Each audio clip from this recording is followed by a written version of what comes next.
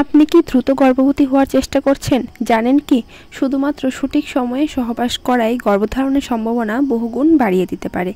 এই ভিডিওতে আমি আপনাদের সাথে সহবাসের সেই বিশেষ দিনগুলো নিয়ে আলোচনা করব, যা দ্রুত বাচ্চা নিতে সাহায্য করবে।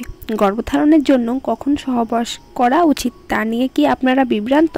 আর চিন্তা নেই, এই ভিডিও দেখলে আপনি ডিম্বস্ফোটনের সঠিক সময় এবং দ্রুত বাচ্চা নেওয়ার জন্য সহবাসের পারফেক্ট দিনগুলো জানতে পারবেন।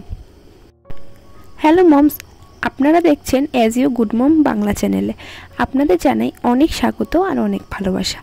আপনারা যদি চ্যানেলে নতুন হয়ে থাকেন, প্লিজ চ্যানেলটা সাবস্ক্রাইব করে নোটিফিকেশান বেলটি কিন্তু অন করে রাখার অনুরোধ রইল। আর ভিডিওটি শুরু করার আগে একটা লাইক দিয়ে ভিডিওটি শুরু করতে পারেন। তো চলুন আজকের মূল বিষয়ে যাওয়া যাক। আমাদের প্রথমে যে বিষয়টা জানতে হবে সেটা হলো ডিম্বস্ফোটনের সময়কাল কিভাবে চিহ্নিত করব। গর্ভধারণের জন্য গুরুত্বপূর্ণ সময় হলো ডিম্বস্ফোটনের কাছাকাছি দিনগুলো। ডিম্বস্ফোটন বা ডিম্বাণু নিষিক্ত হওয়ার জন্য ডিম্বাশয় থেকে বের হওয়ার পর প্রায় 12 থেকে 24 ঘন্টা পর্যন্ত জীবিত থাকে। শুক্রাণু শরীরে প্রায় 5 দিন পর্যন্ত জীবিত থাকতে পারে। তাই ডিম্বস্ফোটনের কয়েকদিন আগে এবং ডিম্বস্ফোটনের দিন সহবাস করলে গর্ভধারণের সম্ভাবনা কিন্তু সবচেয়ে বেশি থাকে। অনেকেই সহবাসের সঠিক সময়টা জানে না।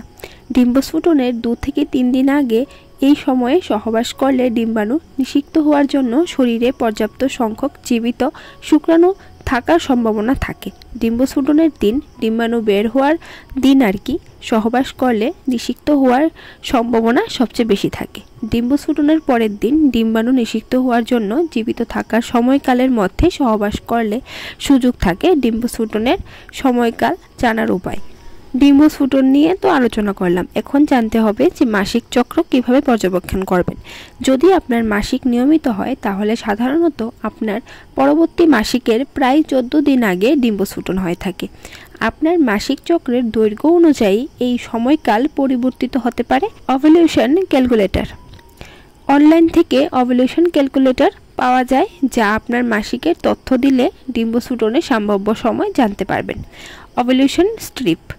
এই স্ট্রিপগুলো প্রস্রাবে লুটিনাইজিং হরমোন বা এলএইচ বৃদ্ধি শনাক্ত করে, যা ডিম্বস্ফোটনের 24 থেকে 36 ঘন্টা আগে ঘটে।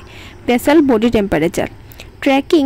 প্রতিদিন সকালে ঘুম থেকে ওঠার আগে আপনার শরীরের তাপমাত্রা মাপলে ডিম্বস্ফোটনের পর সামান্য বৃদ্ধি লক্ষ্য করা যায়। সার্ভিক্যাল মিউকাসের পরিবর্তন। ডিম্বস্ফোটনের কাছাকাছি সময়ে সার্ভিক্যাল মিউকাস স্বচ্ছ, পিচ্ছিল ও প্রসারিত হয়, ডিমের সাদা অংশের মতো। সহবাসের ফ্রিকোয়েন্সি। গর্ভধারণের জন্য প্রতিদিন সহবাস করার প্রয়োজন নেই। ডিম্বস্ফোটনের কাছাকাছি দিনগুলিতে প্রতি 1 থেকে 2 দিন অন্তর অন্তর সহবাস করাই যথেষ্ট। অতিরিক্ত সহবাস শুক্রাণুর সংখ্যা কমাতে পারে। ভিডিও শেষে গুরুত্বপূর্ণ পরামর্শ। ডিম্বস্ফোটনের সময় সঠিকভাবে চিহ্নিত করার জন্য একাধিক পদ্ধতি ব্যবহার করতে পারে। স্ট্রেস কমানো এবং স্বাস্থ্যকর জীবনযাপন গর্ভধারণের সম্ভাবনা বাড়াতে সাহায্য করে। কোনো সমস্যা হলে ডাক্তারের পরামর্শ নিন। দ্রুত গর্ভধারণের জন্য ডিম্বস্ফোটনের সঠিক সময় জানা এবং সেই অনুযায়ী সহবাস করা কিন্তু অত্যন্ত গুরুত্বপূর্ণ। আশা করি আজকের এই ভিডিওটি আপনাদের ভালো লেগেছে। ভিডিওটি যদি ভালো লেগে থাকে তাহলে একটা লাইক দিয়ে দিন, শেয়ার এবং কমেন্ট করার অনুরোধ রইল। পরবর্তী ভিডিওতে আবার দেখা হবে। আজকের জন্য এতটুকুই।